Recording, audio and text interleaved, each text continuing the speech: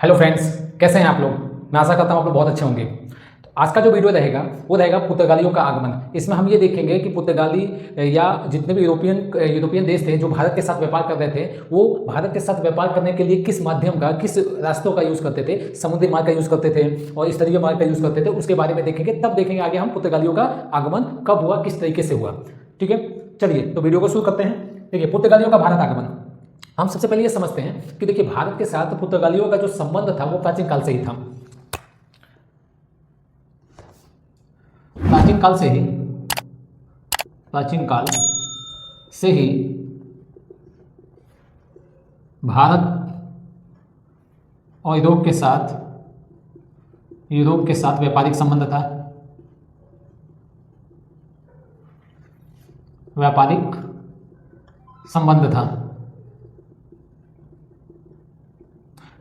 लेकिन 16वीं शताब्दी के बाद 16वीं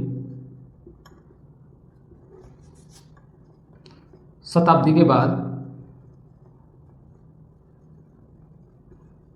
बाद भारत के साथ व्यापार करने के लिए यूरोपीय कंपनियां आना प्रारंभ हुई, जिसमें यूरोपीय कंपनियां या देश का भारत में आना प्रारंभ हुआ, जिसमें पुर्तगाली, डच, अंग्रेज, डेनिश और फ्रांसीसी प्रमुख थे, जो मैंने लास्ट वीडियो में भी बताया था। तो यूरोपीय देश का भारत के साथ व्यापार करने के लिए इस क्रम में आना प्रारंभ हुआ। लेकिन जो ये व्यापारिक संबंध जो था वो किसी मार्ग के थ्रू होगा, मतलब किसी ना किसी वे के थ्रू हो रहा होगा। तो ये जो यूरोपीय देश थे जो भारत के साथ व्यापारिक संबंध स्थापित कर रहे थे, इनका मुख्य रूप से 3 मार्ग था। व्यापारिक संबंध जो था वो मुख्य रूप से 3 मार्गों से संचालित होता था। ये जो 3 मार्ग था वो जल और स्थल दोनों मार्गों द्वारा होता था। जल और स्थल दोनों मार्गों द्वारा होता था, जिसमें कि प्रमुख पहला जो मार्ग था उसके बारे में देख लेते हैं। प्रथम मार्ग जो था वो भारत के साथ व्यापार करने का जो प्रथम मार्ग था वो यहां पर फारस की खाड़ी थी। फारस की खाड़ी, बे ऑफ फारस की खाड़ी से होता हुआ इराक, तुर्की, वेनिस और जिनेवा। देखिए, वेनिस जो है वो इटली का एक शहर है। जिनेवा जो है ये स्विट्जरलैंड का एक शहर है।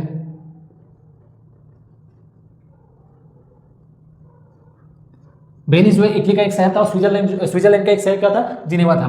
तो मतलब भारत के साथ व्यापार करने के लिए यूरोपीय सबसे पहले कहाँ आते थे, मतलब जो यूरोप का जो हिस्सा था वो ये सब यूरोप नहीं आता, यूरोप की कंट्री है। वेनिस हो गया, स्विट्जरलैंड हो गया। तो यूरोप जो है वेनिस से व्यापार करना था, तो वेनिस से होते हुए जिनेवा से होते हुए वेनिस, तुर्की, इराक और फारस की खाड़ी से होते भारत आते थे। मतलब भारत से फारस की खाड़ी से होता हुआ इराक, तुर्की, वेनिस और जिनेवा से व्यापार होता था। ये प्रथम मुख्य मार्ग था। जो व्यापार जो है मैं लिख देता हूँ यहाँ पे, फारस की खाड़ी से इराक, उसके बाद तुर्की, उसके बाद वेनिस नहीं लिखता हूं मैं, कंट्री का नाम लिख देता हूं, इटली, इसमें वेनिस लिख देता हूं, और स्विट्जरलैंड, जिनेवा जो है वो स्विट्जरलैंड में एक शहर है और वेनिस जो है इटली में एक शहर है। तो प्रथम जो मार्ग था वो फारस की खाड़ी से होता हुआ इराक, तुर्की, इटली और स्विट्जरलैंड, वेनिस और जिनेवा से व्यापार होता था, जो मुख्य मार्ग था। दूसरा जो मार्ग था, इसको मैं रब कर देता हूं। दूसरा जो मार्ग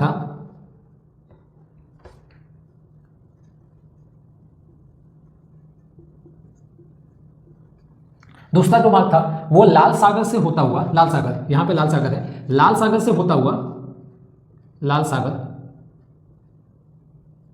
से होता हुआ भूमध्य सागर के पास अफ्रीका महाद्वीप का एक प्लेस है अलेक्जेंड्रिया।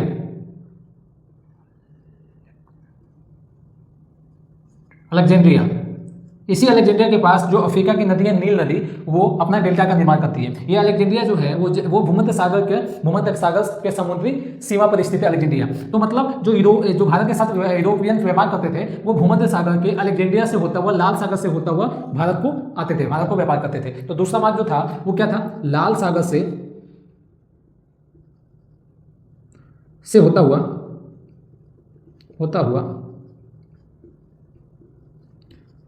अलेक्जेंड्रिया से व्यापार होता था। मतलब दूसरा मार्ग जो था लाल सागर से होता हुआ अलेक्जेंड्रिया जाते थे, वहां से यूरोप जाया जाता था। अलेक्जेंड्रिया जो है वो कहाँ था, भूमध्य सागर से सीमा बनाता है। तो लाल सागर से होता हुआ समुद्री मार्ग था। कौन सा मार्ग था ये समुद्री मार्ग था, मतलब जलीय मार्ग। तीसरा जो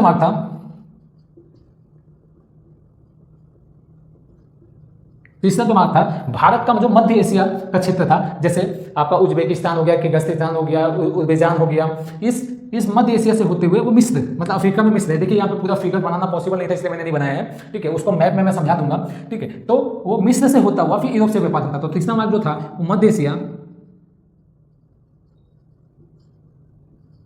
से होता हुआ मिस्र, फिर यूरोप,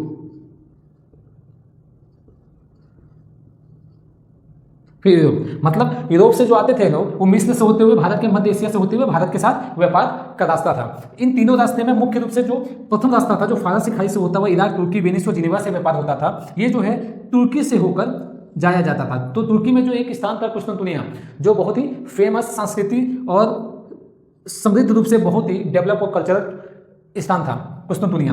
तो देखिए इस कुस्तुनतुनिया के बारे में समझने से पहले हमें यह समझना पड़ेगा कि जिस समय भारत के साथ ये व्यापारिक संबंध हो रहा था यूरोप का, उस समय पूरे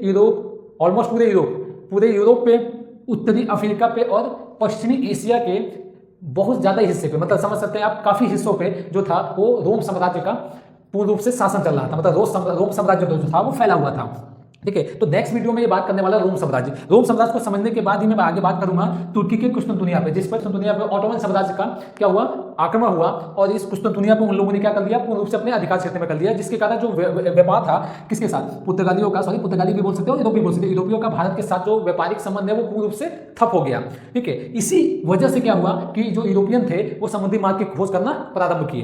क्लियर है। तो नेक्स्ट वीडियो में मैं सबसे पहले हमें समझना होगा प्रारंभिक रोम साम्राज्य को समझेंगे पूर्ण रूप से। उसके बाद उसमें हम ये देखेंगे कुस्तुनतुनिया पर ऑटोमन साम्राज्य का स्थापना। उसके बाद आगे देखेंगे पुर्तगालियों का भारत आगमन होना स्टार्ट हुआ, जैसे 1492 ईस्वी में कोलंबस भारत आए, उसके बाद 17 में 1498 ईस्वी में वास्को डी गामा भारत आए। तो वो सब चीजों को आगे हम अगले वीडियो में देखेंगे, ठीक है। तो आज के लिए इतना ही, थैंक यू। और यार कंजूसी क्यों कर रहे हैं, वीडियो को लाइक करने में, सब्सक्राइब करने में, चैनल को सब्सक्राइब करिए, ज़्यादा से ज़्यादा सब्सक्राइब करिए, और जल्दी हम रिलोकेट होने वाले हैं आपके लोकेशन में, भोरी लोकेशन में, ठीक है। तो सब्सक्राइब करना ना भूलिए और सब्सक्राइब जरूर करिए चैनल को।